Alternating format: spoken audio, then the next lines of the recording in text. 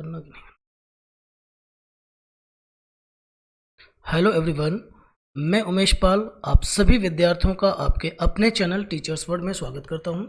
सभी विद्यार्थियों को राधे राधे, जय श्री कृष्णा। आज की क्लास में बेटा हम लोग पेपर 1 की सीडीपी को डिस्कस करने वाले हैं, जो अभी जनवरी 2024 में कंडक्ट हुआ है। पेपर 1 की सीडीपी को हम लोग इसलिए भी डिस्कस करेंगे, उसके दो मीनिंग होते हैं। एक तो ये मीन उसका है कि सीडीपी इसलिए डिस्कस करना ज़रूरी है क्योंकि इसमें पेडागोजी पर बेस्ड ही सारे क्वेश्चंस बने होते हैं, या यूँ कहें कि 50% आपका यहाँ पे पेडागोजी सेक्शन ही है, इसलिए सीडीपी को ठीक से समझ लेना बहुत ज़रूरी है। दूसरी बात ये है कि हमारी तैयारी कहीं अलग तो नहीं हो रही है। हम जो पढ़ रहे हैं, जो क्वेश्चन सीख रहे हैं अपने प्लेटफॉर्म पर, जो हम सीरीज़ आपके साथ डिस्कस कर रहे हैं, कहीं ऐसा तो नहीं है कि वो एग्ज़ाम के लेवल से कहीं भिन्न है, ठीक है। या अगर कोई भी आपका फ्रेंड कहीं और से वो पढ़ रहा है तो क्या वो सही प्लेटफॉर्म पर है कि नहीं। देखिए, एग्ज़ाम देने का मौका आपको मिलेगा आपकी लाइफ से। अगर आपका एग्ज़ाम कहीं क्लियर नहीं हुआ तो बड़ी मुश्किल हो जाएगी और आने वाली वैकेंसीज़ में फिर आप कभी अपीयर नहीं हो पाएंगे, ठीक है। तो आपको क्या करना है कि इस पेपर को एनालिसिस करना है।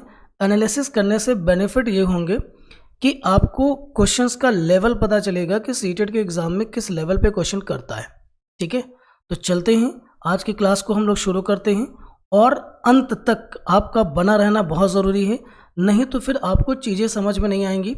और बहुत इत्मीनान से ठीक से इस लेक्चर को, इस वीडियो को आप देखिएगा, एक एक बात पर ध्यान दीजिएगा, इससे आपको एग्ज़ाम का पैटर्न पता चलेगा, ठीक है। देखते हैं, पहला क्वेश्चन आपके सामने आया हुआ है, इसको पढ़िएगा। लिखा है, कक्षा में खेल प्रतियोगिता में हिस्सा लेते समय तनुज अपने दोस्त से कहता है कि वह भाला फेंकने में हिस्सा लेगा और रस्सी कूदने में उसकी बहन हिस्सा लेगी, क्योंकि वह एक लड़की है, लड़कियां भाला नहीं फेंक सकती। या किसको प्रदर्शित कर रहा है? बड़ा सिंपल सा क्वेश्चन है। ये प्रदर्शित कर रहा है जेंडर रूढ़िवादिता को, क्योंकि एक लड़का एक लड़की में भेद कर रहा है, और ऐसी स्थिति में जब कहीं भी किसी भी लिंग के साथ कोई भेदभाव होता है तो इसे जेंडर बायस कहा जाता है, या फिर इसे इंग्लिश में जेंडर स्टेरियोटाइपिंग भी कहा जाता है। तो इंग्लिश वर्जन भी आपको ध्यान रखना है, क्योंकि इस परीक्षा में हिंदी में कई बार कन्फ्यूजन भी क्रिएट होती है, ठीक है। तो उम्मीद है बात समझ में आ गई होगी, है ना। अगले क्वेश्चन की ओर हम लोग जाएंगे। बहुत ज़्यादा समय बेटा नहीं लेंगे, क्योंकि हम लोगों को 30 क्वेश्चन डिस्कस करने हैं, वीडियो बहुत ज़्यादा लंबा ना हो सके, इसलिए थोड़ा सा स्पीड में भी रहेंगे और चीज़ों को ध्यान से सुनते रहिएगा बस, ठीक है। आपको सारी चीज़ें समझ में आ जाएंगी। अब देखिएगा, क्वेश्चन नंबर 2 है आपके सामने, अपसारी चिंतन और जबकि अभिसारी चिंतन। तो सबसे पहले इंग्लिश में जाइए। डाइवर्जन थिंकिंग इसको कहा जाता है, मैंने पिछले लेक्चर में इस चीज़ को समझाया भी हो। कन्वर्जन थिंकिंग कहा जाता है अभिसारी को। अपसारी चिंतन जो होता है इसको डाइवर्जन थिंकिंग कहेंगे, या फिर इसको आउट ऑफ द बॉक्स कहेंगे, या फिर आप ये कह सकते हो कि मतलब जब किसी प्रॉब्लम का सलूशन मल्टीपल कोई बता सके तो उसके अंदर कैसी थिंकिंग होगी, आउट ऑफ द बॉक्स होगी या डाइवर्जन थिंकिंग होगी। और जब कोई फिक्स्ड आंसर करे, किसी प्रॉब्लम का सलूशन फिक्स्ड करे, तो अभिसारी चिंतन होगा। आइए देखते हैं। कई उत्तरों को प्रोत्साहित करता है, बहुत सही जवाब है। एक सही समाधान पर स्थिर है। देखिएगा, जैसा कि हमने आपको समझाया, आपका फर्स्ट जवाब बन रहा है यहाँ पर। अपसारी चिंतन क्या करता है? कई उत्तरों को प्रोत्साहित करता है, मतलब किसी एक समस्या का कई समाधान होंगे, ठीक। और अभिसारी चिंतन जो होता है वो उसमें सही समाधान पर स्थिर होता है। देखिए, एक से ज़्यादा उत्तर यहाँ पे हो चुके हैं। चलिए ठीक है, मैं इसको करेक्ट कर लेता हूँ थोड़ा सा, है ना। और ये देखिएगा, चलिए, एक सही समाधान पर स्थिर है, ठीक। अगले क्वेश्चन पे आते हैं। क्वेश्चन नंबर 3 है, इसको पढ़ेंगे कि निम्नलिखित में से कौन सा कथन समावेशी शिक्षा के बारे में सही नहीं है। देखिए, सबसे पहले आपको पता होना चाहिए कि ये समावेशी शिक्षा क्या होती है। तो थोड़ा सा मैं आपको इंडिकेट कर दूं यहाँ पे कि समावेशी शिक्षा को इंग्लिश में इंक्लूसिव एजुकेशन कहा जाता है, जिसका अर्थ होता है कि सभी प्रकार के जो बच्चे होंगे, मतलब भिन्न संस्कृतियों से आए हुए, भिन्न सामाजिक आर्थिक पृष्ठभूमि से आए हुए, वंचित विद्यार्थी जो होंगे वो सब एक ही छत के नीचे एक ही कक्षा में एक समान रूप से एक ही कक्षा में उनको शिक्षित होने का अवसर मिलेगा या उन्हें पढ़ने लिखने के समान अवसर उपलब्ध हों। ठीक है, और हमको यहाँ पे जवाब किसको देना है, जो समावेशी शिक्षा के बारे में सही नहीं होगा। तो फर्स्ट ऑप्शन हम लोग पढ़ेंगे कि समावेशी शिक्षण का अर्थ है ऐसे तरीकों से शिक्षण जो बहिष्कृत ना करे। बिल्कुल ठीक है, मतलब सभी विद्यार्थियों को पढ़ने के समान अवसर मिलेंगे। यहाँ पे किसी को बाहर ना भेजा जाए, मतलब किसी को ये कह के मना ना किया जाए कि आपकी पृष्ठभूमि निम्न है या आर्थिक रूप से आप कमज़ोर हैं तो आप हमारे साथ बैठ नहीं सकते, आप हमारी कक्षा में नहीं पढ़ सकते हैं। ठीक है, तो इसका सही जवाब हो जाता है, सही जवाब नहीं होगा ये। क्यों नहीं होगा? क्योंकि हमको वो जवाब देना है जो समावेशी शिक्षा के बारे में सही नहीं है, जबकि फर्स्ट ऑप्शन आपका समावेशी शिक्षा के बारे में बिल्कुल सही जवाब है। ठीक है, ये क्वेश्चन नंबर 3 है आपका। समावेशी शिक्षा का अर्थ है उस शिक्षा शास्त्र को अपनाना जो सभी शिक्षार्थियों की आवश्यकताओं का समर्थन करता है। बिल्कुल सही जवाब है। एक समावेशी कक्षा भाषा शैली में अंतर को समायोजित करती है और सहयोग को क्या करेगी, बढ़ावा देगी। बिल्कुल सही जवाब है। निश्चित पाठचर्या मानक मूल्यांकन के आसपास ही एक समावेशी कक्षा का केंद्र होता है। ये गलत उत्तर है। निश्चित पाठचर्या और मानक मूल्यांकन इसमें नहीं आएंगे। मानक मूल्यांकन क्यों नहीं आएंगे? क्योंकि मूल्यांकन मानक होना ठीक नहीं है, और अगर आप मानक मूल्यांकन लेकर के चल रहे हैं तो समाज की विभिन्न पृष्ठभूमि से आए हुए बच्चे मानक मूल्यांकन में सही नहीं उतरेंगे। ठीक है, इसलिए इसका सही जवाब बन जाता है ऑप्शन नंबर 4, जो आपका समावेशी शिक्षा के बारे में सत्य कथन या उचित कथन नहीं है। ठीक है, थोड़ा सा बेटा टाइम लगेगा क्योंकि क्वेश्चन इसमें सब लेंदी होते हैं, बहुत डिस्क्रिप्टिव तरीके का प्रश्न होगा। क्वेश्चन नंबर 4 को हम लोग देखेंगे, और आजकल ट्रेंड है सीबीएसई का कि सीटेट के एग्ज़ाम में ये अभिकथन कारण वाले क्वेश्चन बहुत आते हैं। ठीक है, और अक्सर स्टूडेंट्स से यहाँ पर गलती हो जाती है क्योंकि कहीं ना कहीं टाइम को लेकर प्रेशर होता है, या कई बार वो एक बार में पढ़ने से चीज़ों को समझ नहीं पाते हैं। तो देखिए, ठीक से पढ़िए, परेशान ना होइए, पढ़ते हैं इसको। इसके स्टेटमेंट को देखिएगा। स्टेटमेंट इसका लिखा हुआ है कि शिक्षार्थी जो पहले से जानते हैं उसके आधार पर अपने ज्ञान का निर्माण करते हैं। बिल्कुल स्टेटमेंट सही है। पैटर्न ढूंढना, पिछले ज्ञान के साथ जुड़ाव बनाने से शिक्षार्थियों को जानकारी को सार्थक रूप से संसाधित करने में मदद मिलती है। संसाधित मतलब रिसोर्सेस करने में, हेल्प करने में मदद मिलती है। ठीक है, सो इसका देखिए, फर्स्ट जो स्टेटमेंट आपका लिखा हुआ है वो भी बिल्कुल ठीक है। इस स्टेटमेंट की व्याख्या भी ठीक हो रही है। उत्तर कौन सा आपको मिल रहा है? ए और आर दोनों सही हैं, और ए आर की सही व्याख्या करता है। ठीक है, सो इस क्वेश्चन का सही उत्तर बन जाता है ऑप्शन नंबर 1। क्लियर? आगे आते हैं। क्वेश्चन नंबर 5 को ध्यान से समझेंगे, और ये भी एक कथन और कारण वाला प्रश्न है। लिखा हुआ है, बच्चों द्वारा बचपन अलग अलग संस्कृतियों में अलग अलग तरह से अनुभव किया जाता है। ये बात तो सत्य है क्या? सही है भाई, बच्चों द्वारा बचपन जो होता है अलग अलग संस्कृतियों में अलग अलग तरह से अनुभव किया जाता है। भाई, जिस संस्कृति समाज में बच्चा जन्म लेगा वहाँ पर बचपन उसी समाज और संस्कृति में उसका बीतेगा, तो जो आदर्श मूल्य और रिवाज वहाँ पर होंगी उसी में तो वो अनुभव करेगा। अब बात कर रहे हैं कि बच्चों का विकास सार्वभौमिक होता है। सार्वभौमिक क्या होता है? सबसे पहले समझ लो, चिल्ड्रंस डेवलपमेंट इज यूनिवर्सल। मतलब ये है कि बच्चों का जो डेवलपमेंट होता है वो यूनिवर्सल होता है, मतलब सभी जगह समान होता है। इसका अर्थ ये हो गया कि संस्कृति या कल्चर उसके विकास को प्रभावित नहीं करेगी। तो देखिए, ये तो बात गलत है। संस्कृति तो उसके विकास को प्रभावित करेगी, तो ऊपर वाला ऑप्शन यहाँ पे सही है और नीचे वाला हो रहा गलत, है ना। इसलिए उत्तर कौन सा बनेगा? ए सही है, लेकिन आर क्या होगा? गलत है। ठीक है, एक बार आप भी पढ़ लें, इसको समझ लें, आपको समझ में आ गया होगा कि विकास का बच्चों का विकास जो होगा वो सार्वभौमिक तो होता है ना। अगर ये सार्वभौमिक होगा तो फिर संस्कृति इसको प्रभावित नहीं करेगी। ठीक है। सो क्वेश्चन नंबर 5 का जो आंसर होगा वो 3rd होगा। क्वेश्चन नंबर 6 पर आते हैं। बहुत प्यारा सा क्वेश्चन है, ये फर्स्ट टाइम मुझे याद आ रहा कि एग्जाम में पूछा गया है, बहुत अच्छा क्वेश्चन है।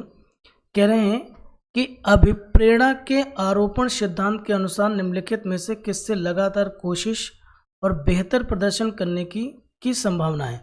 तो सबसे पहले आप समझ लें कि अभिप्रेरणा के आरोपण सिद्धांत के अनुसार मतलब अभिप्रेरणा का जो आरोपण सिद्धांत होता है वो यही होता है जिसमें लगातार कोशिश हो और बेहतर प्रदर्शन करने की क्या है, पॉसिबिलिटीज़ हो। ठीक है, तो इसमें क्या होगा, ये कोई भी व्यक्ति तभी करेगा जब वो आंतरिक रूप से क्या होगा, मोटिवेट होगा। बात समझ में आ रही ना। इसका मतलब हो गया कि असफलता और सफलता दोनों के लिए वो क्या है, आंतरिक आरोपण है। कई बार होता क्या है, व्यक्ति जब असफल होते हैं तो दूसरों पर क्रेडिट डाल देते हैं, दूसरों पर आरोप लगा देते हैं, है ना। कि सपोज दीजिए आप सीटेट के एग्ज़ाम में किन्हीं कारणों, वैसे ईश्वर करे ऐसा ना हो, आप फेल हो जाएं, ठीक, तो आप जहां से आप पढ़ाई कर रहे होंगे, जिस प्लेटफॉर्म पे आप सीख रहे होंगे, सीटेट की प्रिपरेशन कर रहे होंगे, सीधा सीधा आरोप उसी के ऊपर जाना है। आप ऐसा कर देंगे, या फिर आप ये कह देंगे कि जो भी क्लास में पढ़ाया गया था वो एग्ज़ाम में नहीं आया। बात समझ रहे ना, या out of the syllabus exam रहा है। तो ऐसी स्थिति में आपने क्या कर दिया कि आपने खुद पर आरोप नहीं लिया, दूसरे पर आरोप लगा दिया। ये भी तो हो सकता है कि आपने रेगुलर क्लास ना करी हो, ये भी तो हो सकता है कि जो टीचर ने आपको समझाया हो उस पर आपने काम ही नहीं किया हो, ये भी तो हो सकता है कि आपने क्लास कंटिन्यू करी ही नहीं है, ये भी तो हो सकता है कि टीचर ने आपको क्लास में कुछ बताया और आप अपने तरीके से एग्ज़ाम की प्रिपरेशन कर रहे हैं। ठीक है, लेकिन जब व्यक्ति सक्सेस होता है तो फिर सारा आरोपण खुद के ऊपर लगा लेता है, कहता है कि मैंने पढ़ाई करी इस वजह से ऐसा हो गया है। तो वैसी कंडीशन में आप अभिप्रेरणा के आरोपण सिद्धांत के अंतर्गत नहीं आएंगे। तो अभिप्रेरणा का जो आरोपण सिद्धांत होता है उसका अर्थ होता है कि जब व्यक्ति लगातार कोशिश करता रहे और बेहतर प्रदर्शन करता रहे। जैसे एक छोटा सा एग्जाम्पल मैं आपको दूं, ठीक है, बहुत ठीक से समझिएगा। अभिप्रेरणा का आरोपण सिद्धांत क्या चीज़ होती है, होता क्या है कि लोग सक्सेस होते हैं और अगर आप सक्सेस नहीं होते हैं तो कई बार कमेंट इस तरीके का आता है कि वो जन्म से ही बहुत ज़्यादा इंटेलिजेंट है, बहुत ज़्यादा बुद्धिमान है, इसलिए वो सक्सेस हो गया। एक एवरेज स्टूडेंट क्या करता है अगर वो सक्सेस होना चाहता है, ऐसा नहीं है, एवरेज स्टूडेंट कई बार सक्सेस नहीं भी होगा। तो जब आप असफल हो रहे हैं तो उस समय अगर आप क्विट कर जाते हो तो 100% आप असफल ही रहोगे।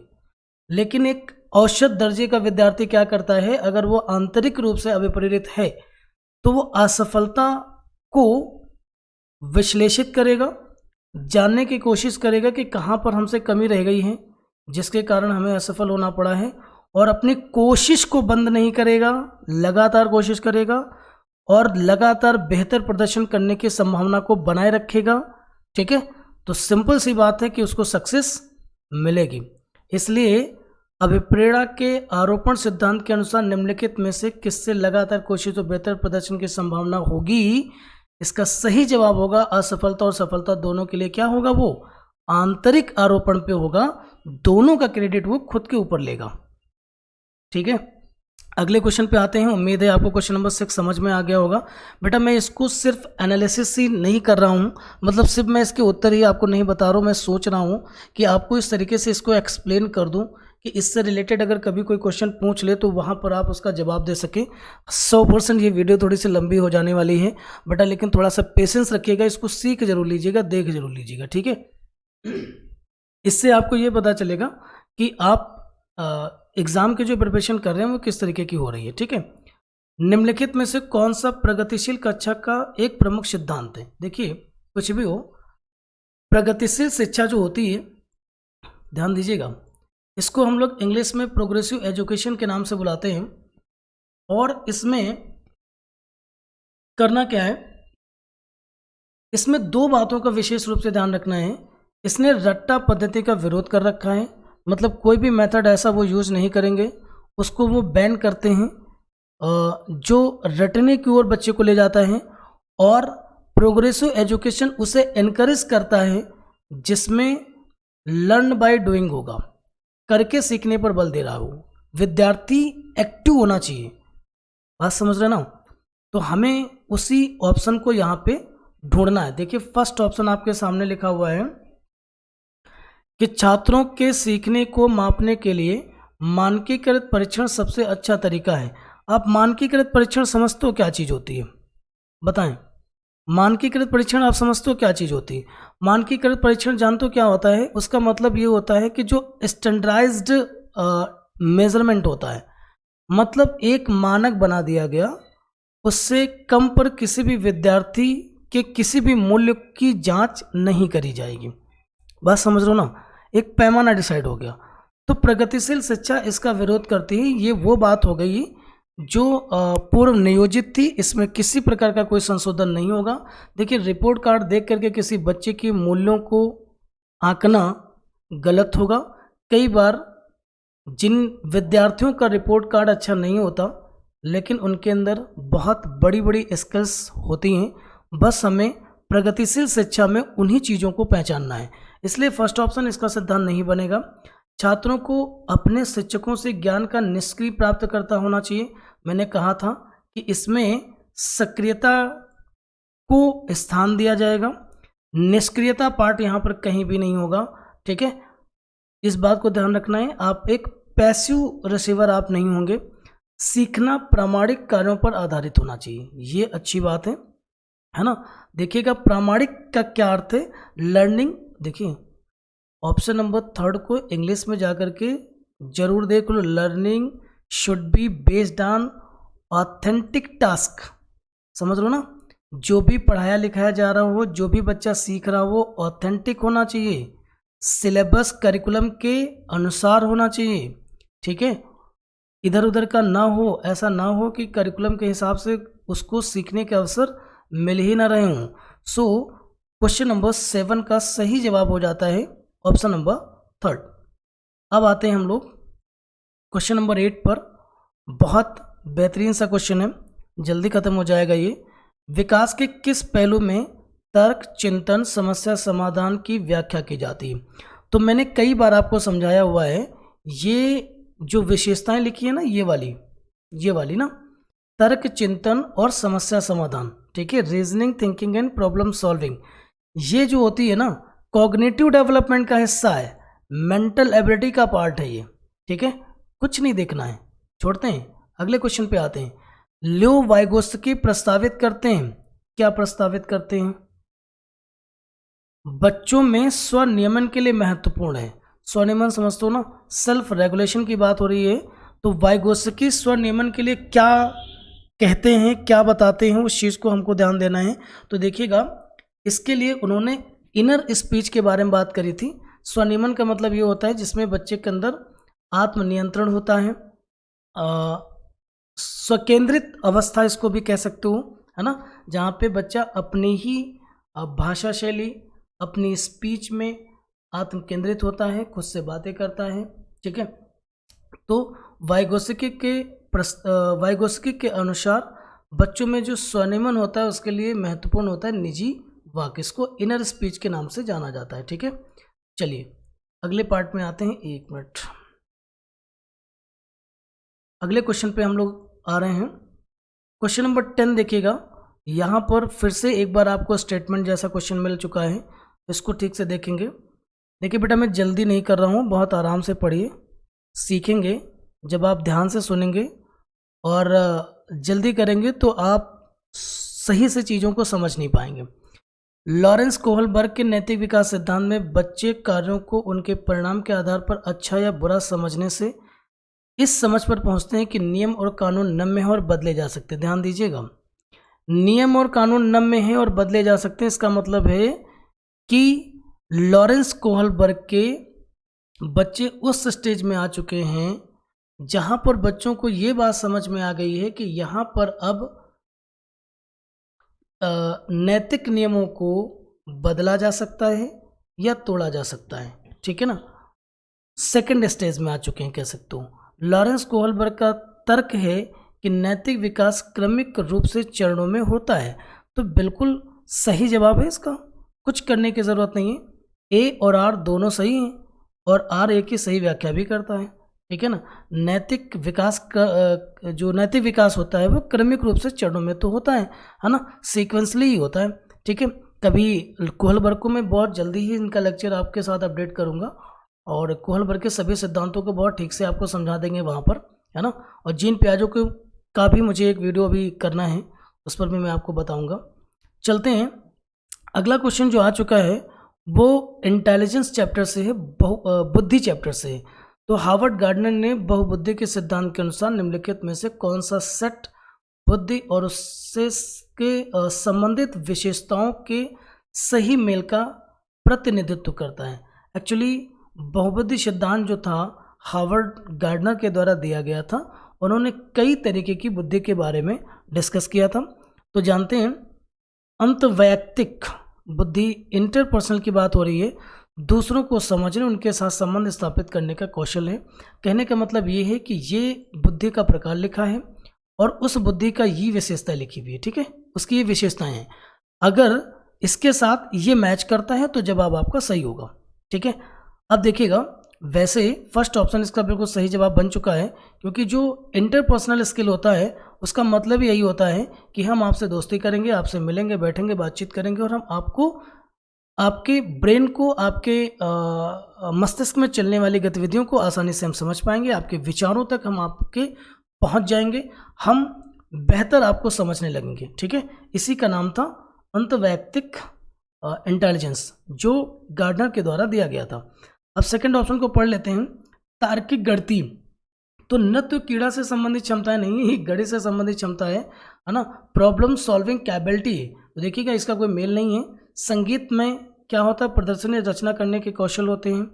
और स्थानिक जो होती है, प्राकृतिक वातावरण की सराहना करने के कौशल होते हैं। वैसे स्थानिक का मतलब होता है स्पेशियल, और स्पेशल थिंकिंग का मतलब ये होता है कि इस प्रकार का इंटेलिजेंस जिसमें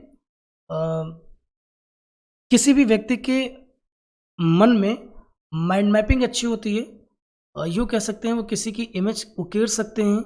यूँ कह सकते हैं कि जो आर्किटेक्चर होते हैं, जो मूर्तिकार होते हैं, जो मूर्तियाँ बनाते हैं, स्केचिंग करते हैं, उनके अंदर इस तरीके का इंटेलिजेंस पाया जाता है, ठीक है। सो ऑप्शन नंबर 2, 3 एंड 4 आपके यहाँ पे बिल्कुल भी मेल नहीं खाते, इसलिए इसका सही जवाब हो जाता है फर्स्ट।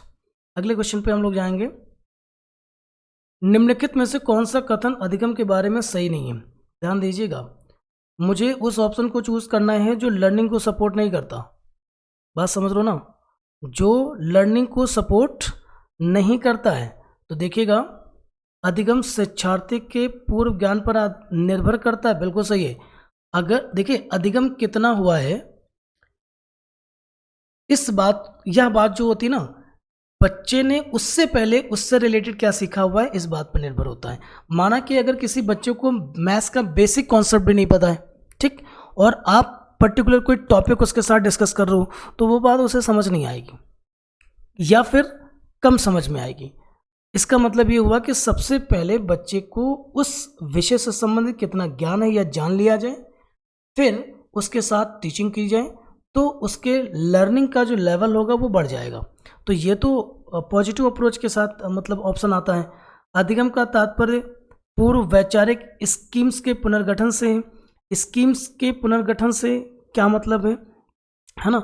तो स्कीम्स मतलब अधिगम का तात्पर्य पूर्व वैचारिक स्कीम्स के पुनर्गठन से। कहने का मतलब ये हो गया कि स्कीम्स मतलब स्कीमा, बात समझ लो ना।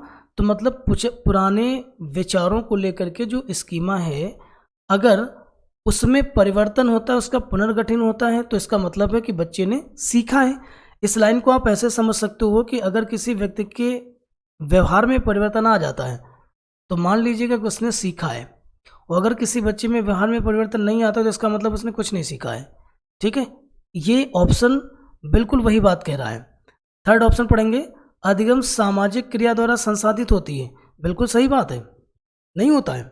आप देख लीजिए, इस चीज़ को समझिएगा कि जब हम सोसाइटी के बीच आएंगे और सोसाइटी के साथ सब इंटरेक्ट होते हैं, तो हमने जो पीछे सीखा हुआ होता है उसमें संशोधन होना शुरू हो जाता है, और समाज जो होता है उस सीखे हुए ज्ञान को फैसिलिटेट करता है। आप देख रहे हो ना कि भगवान बुद्ध को भी घर छोड़ना पड़ा, किसके लिए? ज्ञान पाने के लिए। क्या कर रहे थे वो? सोशल इंटरेक्शन हो रहा था। सोशल इंटरेक्शन से उनके अंदर जो ज्ञान था उसको बहुत ठीक से पॉलिश मिली। बात समझ रहे हो ना? तो ये फर्स्ट सेकंड थर्ड तो आपके लर्निंग को सपोर्ट करेंगे। फोर्थ ऑप्शन बन रहा है कि अधिगम एक प्रक्रिया नहीं अपितु एक उत्पाद है। भैया अधिगम प्रक्रिया ही है, उत्पाद नहीं है। अगर आप कंटिन्यू किसी विषय के लिए एफर्ट करते हैं, मतलब प्रक्रिया में होते हैं, उसके साथ टच में रहते हैं, तो आप एक दिन जरूर सीख लेंगे। माना कुछ स्टूडेंट्स की मैथ्स कमज़ोर होती है, माना कुछ स्टूडेंट्स की पेडागोजी सेक्शन कमज़ोर होता है, तो पेडागोजी आपको 1 या 2 दिन में नहीं आ जाएगी। उसके साथ आप कंटिन्यू एफर्ट्स करेंगे, लर्न करते रहेंगे, लर्निंग प्रोसेस में आप रहेंगे तो ज़रूर सीख जाएंगे। सो ऑप्शन नंबर 4 यहाँ पे बिल्कुल सही जवाब होगा इस क्वेश्चन के लिए। ठीक है, आगे आते हैं। क्वेश्चन नंबर 13 को पढ़ेंगे। लिखा हुआ है कि निम्नलिखित में से कौन सा कारक समस्या समाधान को बढ़ावा देता है। हमें ऐसे ऑप्शन को ढूंढना है जो बच्चों के अंदर प्रॉब्लम सॉल्विंग कैपेबिलिटी को एनकरेज करे। बात समझ लो ना? देखते हैं। अपसारी चिंतन, डाइवर्जेंट थिंकिंग। देखिए जहाँ पर ये ऑप्शन लिखा हो फिर और कुछ पढ़ने की आवश्यकता नहीं होती। ठीक है, डाइवर्जेंट थिंकिंग जो होती है ना, वो प्रॉब्लम सॉल्व करने के बहुत सारे तरीकों को सजेस्ट करती है। इससे बच्चे के अंदर प्रॉब्लम सॉल्विंग कैपेबिलिटी एनकरेज होगी। उम्मीद है बात समझ में आई होगी बेटा। क्वेश्चन नंबर 14 पर आ रहे हैं। मैं बहुत स्लो मैंने कर दी अपनी स्पीड को, इसलिए ताकि आपको चीज़ें बहुत ठीक से समझ में आए। ठीक है, आप देखिएगा क्वेश्चन नंबर 14 को। कोहलबर्ग के नैतिक विकास सिद्धांत के अनुसार किस स्तर पर बच्चे आत्म केंद्रित होते हैं और किसी काम को करने में अपना ही लाभ देखते हैं। देखिए कोहलबर्ग से रिलेटेड ये दूसरा क्वेश्चन आ चुका है। मैं आपको एक बात और कह दूं, यही चीज़ें हमको पेपर के एनालिसिस के दौरान समझनी होती है कि किस कंटेंट से ज़्यादा क्वेश्चन बन रहा है। देखिए आपने क्या क्या पढ़ लिया है। आपने प्रोग्रेसिव एजुकेशन से क्वेश्चन आ गया है, आपके यहाँ इंक्लूसिव एजुकेशन से क्वेश्चन आ चुका है, आपके यहाँ कोहलबर्ग से रिलेटेड क्वेश्चन आ चुका है, आपके यहाँ जीन पियाजे से रिलेटेड क्वेश्चन आ चुका है। मतलब साफ है कि कोहलबर्ग, जीन पियाजे, वाइगोत्स्की, ठीक है, कुछ महत्वपूर्ण चैप्टर से कम 8 से 10 क्वेश्चन एग्जाम में होते हैं। इसलिए मैं आपको जीन पियाजे कर चुका हूँ। आप प्लेलिस्ट में वीडियो लगे होंगे, वहाँ पे आप जीन पियाजो को देख लेंगे। मैं कोहलबर्ग को डिस्कस करूँगा एक दिन, तो जल्द ही इसका वीडियो मैं आपको देने की कोशिश करूँगा। हो सकेगा तो इसी वीक दे दूंगा, नहीं तो मंडे तक हर हाल में आ जाएगा। ठीक है, चलते हैं क्वेश्चन को समझते हैं कि कोहलबर्ग के नैतिक विकास के सिद्धांत के अनुसार किस स्तर पर बच्चे आत्म केंद्रित होते हैं। तो आत्म केंद्रित किस स्तर पे होते हैं? वो आपका पहले स्तर के दूसरे चरण में होता है। आप समझते हो? मैं इसको समझाता हूँ थोड़ा सा, है ना। फिर से क्वेश्चन को पढ़ेंगे। कोहलबर्ग के नैतिक विकास सिद्धांत के अनुसार किस स्तर पर बच्चे आत्म केंद्रित होते हैं और किसी काम को करने में अपना ही लाभ देखते हैं। ठीक है, मतलब ये हो जाता है व्यक्तिक विनिमय की ओर उन्मुखता, जो पहले चरण का दूसरा हिस्सा है। बात समझ लो ना। सेकंड मतलब सेकंड स्टेज होती है फर्स्ट लेवल की। ठीक है ना, फर्स्ट लेवल की सेकंड स्टेज होती है। इसमें होता क्या है, इसको आप ऐसे याद कर सकते हो कि इस अवस्था में बच्चे जो होते हैं कोई भी नैतिक व्यवहार करेंगे उसके लिए वो अपने अधिकारों को समझने लगते हैं। मतलब आपका अगर कोई काम करेंगे तो उसके बदले वो ये जरूर देखेंगे कि आपके काम में उनका क्या लाभ है। ठीक है, इस अवस्था में अगर कोई माँ अपने बच्चे से ये कहेगी कि मेरे बेटा मेरी पीठ खुजला दो, तो बच्चा भी बदले में कहता है कि मेरी भी खुजलानी पड़ेगी। आप इस चीज़ को ऐसे याद रखो, बहुत ईजी एग्जाम्पल है आपके लिए। सो ये आत्म केंद्रित अवस्था उसी में आती है। तो आप ये कह सकते हो कि बालक की जो आत्म केंद्रित अवस्था आएगी वो पहले स्तर के दूसरे चरण में होती है। ठीक है, आपको ये चीज़ें देखने को मिलेंगी जब मैं चैप्टर को डिस्कस करूँगा। फिर देखिएगा नेक्स्ट क्वेश्चन आ चुका है कि वंचित वर्गों से संबंधित विद्यार्थियों के समावेशन के लिए क्या है। वंचित वर्ग आप समझते हो? मतलब वंचित वर्ग का मतलब ये होता है, देखिए कई तरीके का वंचन होता है, या आप ये कह सकते हो कई तरीके कि डिसएडवांटेज मतलब ग्रुप्स होते हैं, है ना, या लोग होते हैं, तो वंचित वर्ग का मतलब हो गया चाहे वो सामाजिक हो या आर्थिक हो। तो वंचित वर्गों से संबंधित विद्यार्थियों के समावेशन के लिए आप क्या करोगे, विविध परंपराओं के प्रति जागरूकता, मतलब ये हो गया कि विविध परंपराओं से या विविध संस्कृति के बच्चे जो आएंगे उनके प्रति आप जागरूक हों और उनके प्रति संवेदनशीलता भी हो, और इसको आप क्या करेंगे, बढ़ावा देंगे। कहने का अर्थ ये हुआ कि जिस संस्कृति या सामाजिक पृष्ठभूमि से बच्चा आएगा उस संस्कृति और सामाजिक पृष्ठभूमि के प्रति आप संवेदनशील होंगे। अगर ये आप करते हैं तो आप वास्तव में समावेशी शिक्षा को आप पोषित कर रहे होंगे, आप उसको एनकरेज करेंगे।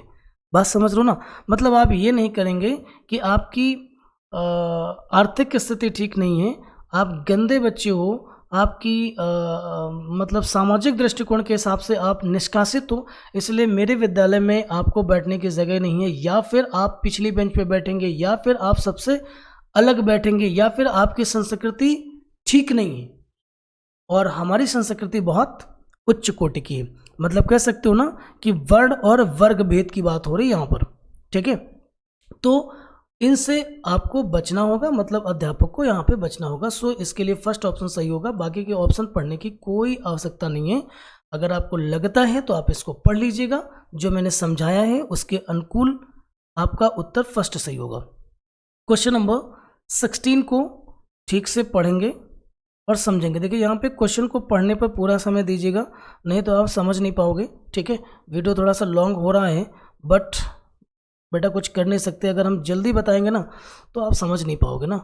देखते हैं, निम्नलिखित में से उपयोगी प्रतिपुष्टि, प्रतिपुष्टि समझते हो, फीडबैक, फीडबैक सब लोग जानते होंगे कि एक विशेषता कौन सी है, ठीक है, कौन सी विशेषता है ये बताना है। तो देखिए या सामयिक और विशिष्ट होती है क्या, feedback, it's timely and specific, ठीक है। मतलब ये है समय पर और करंट की सिचुएशन के बारे में पता होना चाहिए, ठीक है, और आपके अंदर जो स्पेशलिटी हो, है ना, उसके संबंध में उसमें जानकारी फीडबैक में दी जानी चाहिए कि बच्चा किस क्षेत्र में सबसे विशिष्ट है, अच्छा है, ठीक है। फीडबैक का मतलब ये होता है, फीडबैक का मतलब जनरली लोग फीडबैक बच्चों का कैसा देंगे, पढ़ने में बहुत ख़राब है, क्या ये पढ़ता नहीं है, क्या ये खेलता रहता है ना, इसका मैथ्स बहुत ख़राब है, कमियाँ गिनाई जाती हैं। जबकि फीडबैक में क्या बताना है, जो बच्चे की करंट सिचुएशन है उसको, ठीक है, और जो उसकी विशिष्टताएं हैं उसको वो बताना है। अब देखिएगा क्या क्या बना रखें, या केवल कार्य के अंत में ही दी जानी चाहिए, या व्यापक और असामान्य होनी, सामान्य होनी चाहिए, या केवल परिणामों पर केंद्रित होना चाहिए कि स्कोर तुम्हारे बच्चे का इतना आया हुआ, इसका मैथ्स देखो बहुत खराब है। तो ये एक तरीके का फीडबैक नहीं, फीडबैक बेटा लिखा जाता है, ठीक है। उम्मीद है बात समझ में आ गई होगी। क्वेश्चन नंबर 17 की तरफ हम बढ़ रहे हैं। समीपस्थ सिद्धांत कहता है, अच्छा समीपस्थ सिद्धांत क्या होता है, ये वाइगोस्की ने दिया था, जिसको जेडपीटी के नाम से भी बुलाया जाता है, और इसको प्रॉक्सी मॉडिस्टल प्रिंसिपल भी कहा जाता है, ठीक। कि सहस्रावस्था में क्या होगा, सॉरी मैं गलत बोल गया हूं, ये डेवलपमेंट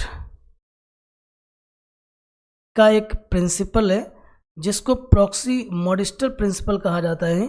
एक्चुअली डेवलपमेंट के दो पार्ट होते हैं, दो वे होते हैं कह सकते हो, एक को सेफेलो मॉडिस्टल प्रिंसिपल कहा जाता है, एक को प्रॉक्सी मॉडिस्टल प्रिंसिपल कहा जाता है ना। तो जो सेफेलो मॉडिस्टल है वो आपका यहाँ पर नहीं पूछ रहे हैं, यहाँ पे पूछ रहे हैं कि प्रॉक्सी मॉडिस्टल प्रिंसिपल जो होता है वो सहस्रावस्था में उसके अनुसार क्या होगा। तो देखिएगा इसमें क्या होगा कि अंग और हाथों और पैरों की तुलना में तेजी से बढ़ते हैं, मतलब शारीरिक विकास बहुत तेजी से होगा, अंग हाथों और पैरों की तुलना में तेजी से बढ़ते हैं, ठीक है। मतलब कह सकते हो कि इसमें वो स्थिति आती है, सेफेलो मॉडिस्टल में क्या होता है कि उसमें विकास की दिशा सुनिश्चित होती है सिर से पैर की ओर, इसमें क्या होता है केंद्र से परिधि की ओर कहा जाता है। उसी के हिसाब से ये आपका फर्स्ट ऑप्शन सही होगा, ठीक है। देखेंगे इस पर भी अगर कुछ हो सका तो मैं आपको जल्दी ही इस पर बताऊंगा, है ना। क्वेश्चन नंबर 18 को देखेंगे क्या होता है। विद्यालयी पाठ्यक्रम को विद्यार्थियों के सांस्कृतिक ज्ञान को उचित स्थान पर मूल्य देना चाहिए। क्वेश्चन पढ़िएगा ठीक से, क्वेश्चन नहीं पढ़ेंगे तो बात आपको समझ में आएगी नहीं। विद्यालयी पाठ्यक्रम को विद्यार्थियों के सांस्कृतिक ज्ञान को उचित स्थान और मूल्य देना चाहिए। अब इसका कारण पढ़ लो। विद्यार्थियों को उनकी सांस्कृतिक पहचान को बनाए रखने के लिए समर्थन प्रदान करना और सीखने की प्रक्रिया को क्या बनाना है, सुगम बनाना है। तो इसका देखेंगे फर्स्ट ऑप्शन यहाँ पे सही होगा कि दोनों सही हैं और ए आर की क्या कर रहा है, व्याख्या कर रहा है। अगले क्वेश्चन की ओर आएंगे हम लोग और यहाँ पे लिखा हुआ है कि निम्नलिखित में से किसे रचनात्मक मूल्यांकन नहीं माना जाता है। तो सबसे पहले देख लीजिएगा, असेसमेंट कई प्रकार का होता है, उसमें हम लोगों को जो जवाब देना है, क्वेश्चन जो हमसे पूछ रहा है वो कह रहा है कि वो फॉर्मेटिव असेसमेंट जो नहीं है उसके बारे में हमको बताना है। ठीक है, तो देखिएगा कि छात्रों के पूर्व ज्ञान को निर्धारित करने के लिए एक नई अवधारणा की शुरुआत में दिया गया आकलन। ठीक, छात्रों शिक्षकों को अग्रगामी प्रस्तुति प्रदान करने के लिए कक्षा के दौरान दिया गया मूल्यांकन। सबसे पहली बात तो ये कि जो फॉर्मेटिव असेसमेंट होता है वो सत्र के दौरान होता है, क्लास के दौरान होता है। ये खत्म सत्र के अंत में नहीं होता है कि आपका एक रिपोर्ट कार्ड या आपको एक स्टेटमेंट लिख के दे दिया गया कि आपकी कक्षा का प्रदर्शन ठीक नहीं रहा है। ठीक है, आप देख रहे हैं ना कि फर्स्ट एंड सेकंड ऑप्शन जो है वो फॉर्मेटिव असेसमेंट को फुल्ली सपोर्ट कर रहे हैं। थर्ड नंबर देखिएगा, मुझे कौन सा बताना है जो उससे अलग हो, भिन्न हो। एक मूल्यांकन कार्य जो मानदंड के एक मानक पैमाने के अनुसार छात्रों की तुलना करने में सहायक हो। और चौथा पढ़ेंगे, एक आकलन एक छात्र के सीखने में गलत धारणाओं की पहचान करने के लिए प्रयोग किया जाता है। तो देखिए फर्स्ट, सेकंड एंड फोर्थ यहाँ पर फॉर्मेटिव असेसमेंट को असिस्ट कर रहे हैं, मतलब पॉजिटिव अप्रोच में है और मुझे वो बताना है जो इसके लिए ठीक नहीं है।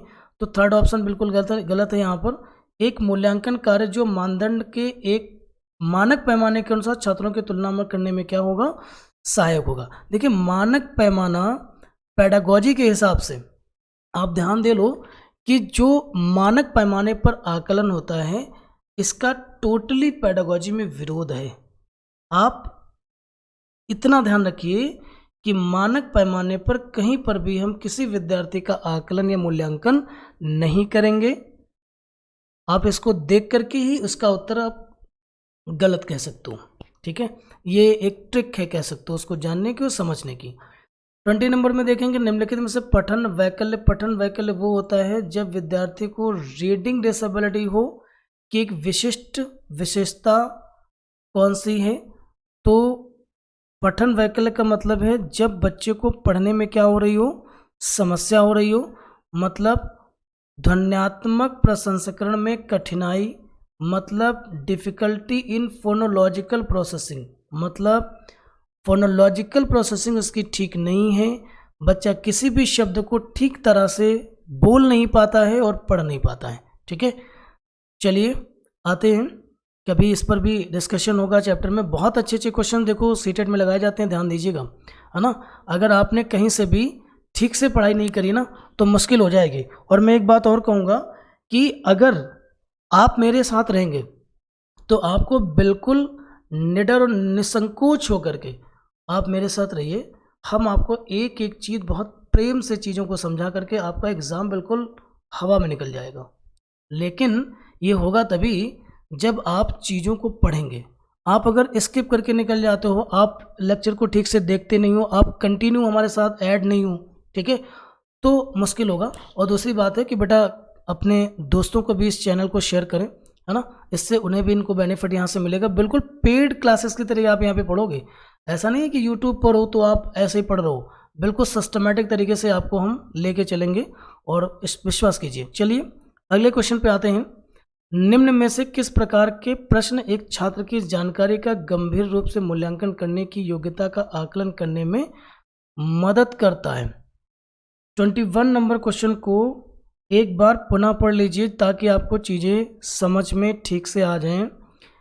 निम्न में से किस प्रकार के प्रश्न एक छात्र की जानकारी का गंभीर रूप से मूल्यांकन करने की योग्यता का आकलन करने में क्या करेंगे, मदद। मतलब ऐसे कौन से प्रश्न हैं जिससे व्यक्ति का ठीक प्रकार से मूल्यांकन हो सके। तो वे प्रश्न जो शब्द की सरल परिभाषा बताते हों, वे प्रश्न जो छात्र की व्यक्तिगत राय पूछते हों। आप ऐसे प्रश्न अगर बच्चों से करेंगे जिस पर बच्चों को ये कहना हो कि आप इसके बारे में क्या सोचते हो, क्या समझते हो, आप अपना ओपिनियन इसके बारे में दीजिएगा, तो बच्चों के अंदर क्या तर्क चलता है, कैसे थॉट्स आते हैं, कैसा उनका वे ऑफ थिंकिंग है, कैसी उनका समझ लो ना मेमोरी किस तरीके से काम कर रहा है, तो उन चीज़ों को आप समझने में हेल्प हो जाएगी आपको जब बच्चों से कुछ इस तरीके के प्रश्न करेंगे कि आपका ओपिनियन इस प्रश्न के को लेकर के क्या है। ठीक है, सो बाकी के ऑप्शन देखने की कोई ज़रूरत नहीं है। 22 पर आएंगे और ठीक से यहाँ पे देखेंगे कि क्या क्वेश्चन क्या कहना चाह रहा है। ठीक है, तो देखेंगे बाध्यता एक जैविक स्थिति है। देखिए ऐसे क्वेश्चन में जब हम ऑप्शन को फिट करेंगे ना तो बात समझ में आती है, जल्दी आ जाएगा।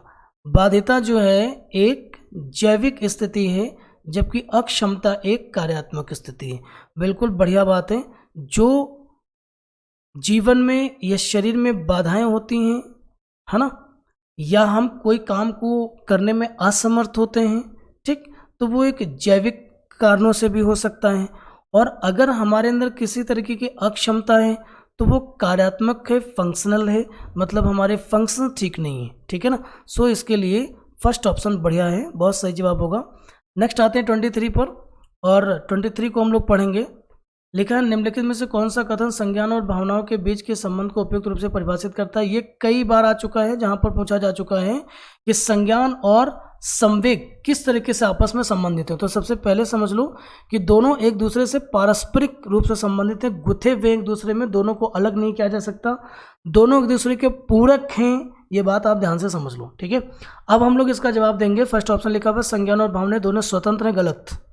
भावनाएं और संज्ञान आपस में एक दूसरे के पारस्परिक रूप में निर्भर करती हैं, सही होने के पूरे चांस। थर्ड देखिएगा संज्ञान भावनाओं को प्रभावित करता है लेकिन विपरीत सत्य नहीं है, गलत उत्तर है। भावनाएं संज्ञान को प्रभावित करते हैं लेकिन विपरीत सत्य नहीं है। देखिए इसका ऑप्शन क्या बनेगा, सेकंड, क्योंकि ये एक दूसरे पे क्या है, निर्भर करते हैं। ठीक है, मैं इसको पहले ही एक्सप्लेन कर चुका हूँ। 24 को देखेंगे। 24 में लिखा हुआ है कि प्राथमिक कक्षाओं में भाषा का विकास किस प्रकार संसाधित होता है। संसाधित समझ तो किस तरीके से उसको हम मतलब क्या करेंगे, इनकरेज करेंगे या फैसिलिटेट करेंगे।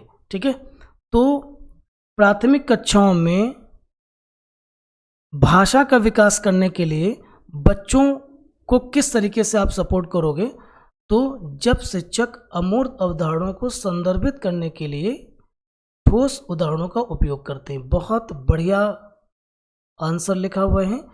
आप बच्चों को अमूर्त चिंतन के लिए प्रोत्साहित कर सकोगे जब उनके सामने प्रत्यक्ष उदाहरण देंगे आप, और वर्तमान घटनाओं से उन चीज़ों को जोड़ेंगे तो उनके अंदर जो होगा वो ऑब्स्ट्रैक्ट थिंकिंग डेवलप होगी।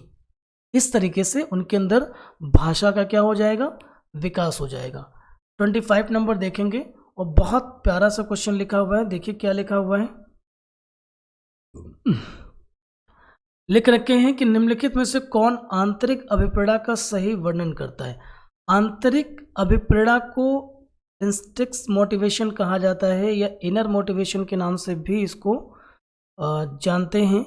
तो ऑप्शन पढ़ते हैं कि अभिप्रेरणा जो बाहरी पुरस्कारों से आती है, तो ये तो बाह्य अभिप्रेरणा हो जाएगी। अभिप्रेरणा जो कार्य के व्यक्तिगत आनंद से आती है, बिल्कुल सही जवाब है, कुछ ढूंढना नहीं है। अगर किसी भी काम को करने में आपको मज़ा आता है, आप व्यक्तिगत रूप से उस काम में आनंद उठाते हैं, तो बहुत साधारण सी बात है कि फिर आप उस काम को लेकर के इनर मोटिवेटेड हैं। ठीक है, और अगर किसी के कहने के कारण आप कोई काम करते हैं तो वास्तव में पहली चीज़ तो आप बाह्य मोटिवेटेड हैं, और दूसरी बात यह है कि उस काम में आपको आनंद नहीं आएगा। ठीक है, सो 25 का आपका आंसर हो चुका है। 26 को हम देखेंगे और बहुत प्यारा सा क्वेश्चन लिखा हुआ है, बहुत मज़ेदार लिखा हुआ है, इस चीज़ को समझेंगे। जानते हो क्या है, जब ये क्वेश्चन आया ना तो कई सारे स्टूडेंट बेचारे घबरा गए कि ये कौन सी आफत पूछ ली उन्होंने कि निम्न में से कौन सा कथन आलंबन के उदाहरण है। आलंबन लोगों को नहीं पता था, तो बेटा एक चीज़ समझ लो, which of the following are examples of scaffolding. कुछ चीज़ें अंग्रेजी में भी सीखना बेनिफिशियल होता है।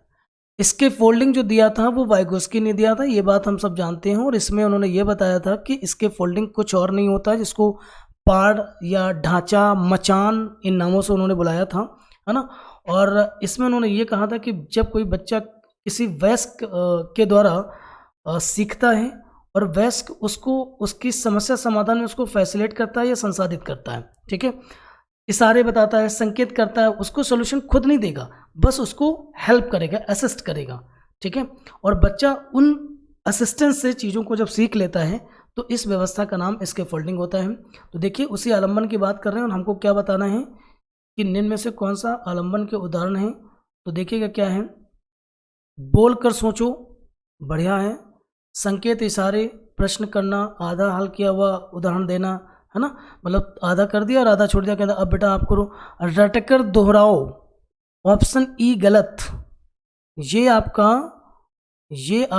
भैया यहाँ पर ऑप्शन नंबर ई जो होगा ना वो इसके फोल्डिंग का हिस्सा नहीं हो सकता। सो वो ऑप्शन हटा दीजिएगा जहाँ पर आपका ई ऑप्शन है, बाकी ए बी सी डी सब सही है। थर्ड ऑप्शन आपका उत्तर बन जाएगा। यहाँ पे कुछ नहीं करना आपको, ठीक, कुछ नहीं करना है। चलिए अगले क्वेश्चन पे आ रहे हैं। 27 लेकर लिखा हुआ है कि विकास के क्रम में बच्चे सूक्ष्म पेशी कौशलों से पहले सकल पेशी कौशल विकसित करते हैं। यह दर्शाता है, मतलब विकास की किस घटना को दर्शा रहा है। तो हमें क्वेश्चन नंबर 27 का उत्तर बताना है।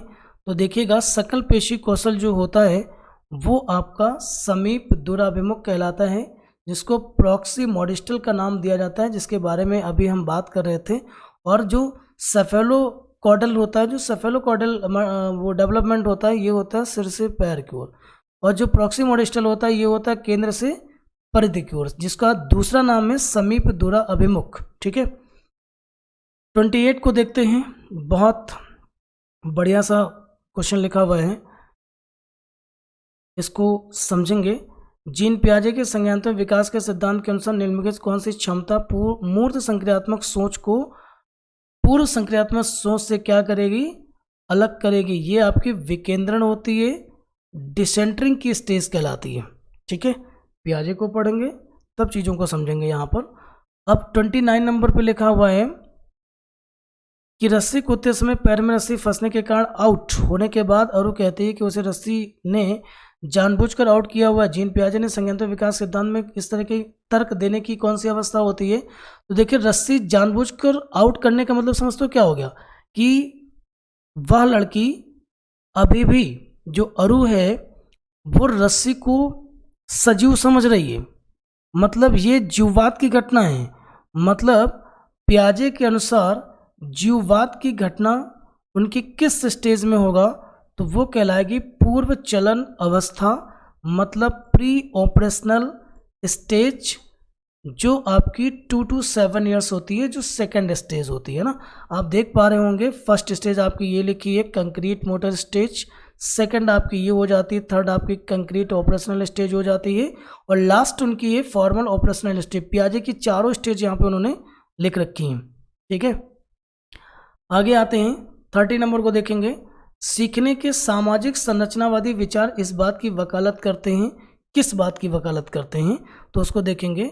देखिए संरचनावादी जो विचार था ना, उसका मानना था कि बच्चा जब तक सक्रिय नहीं होगा टास्क में, किसी काम में, तब तक बच्चे नहीं सीखेंगे। इसलिए संरचनावादी के रूप में बच्चे का शिक्षार्थी के रूप में सक्रिय होना बहुत ज़रूरी है।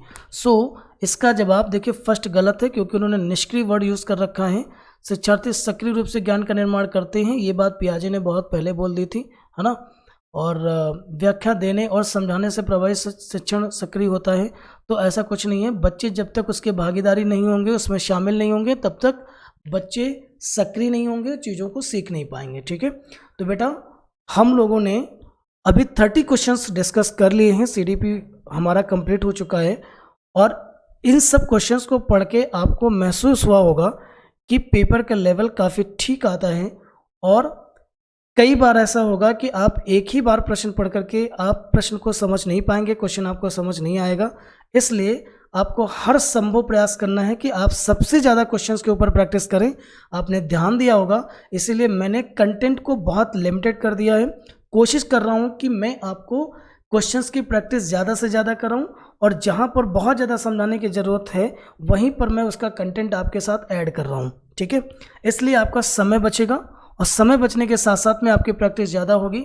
और बहुत पुरानी कहावत है कि करत करत अभ्यास जड़मति हो सुजान।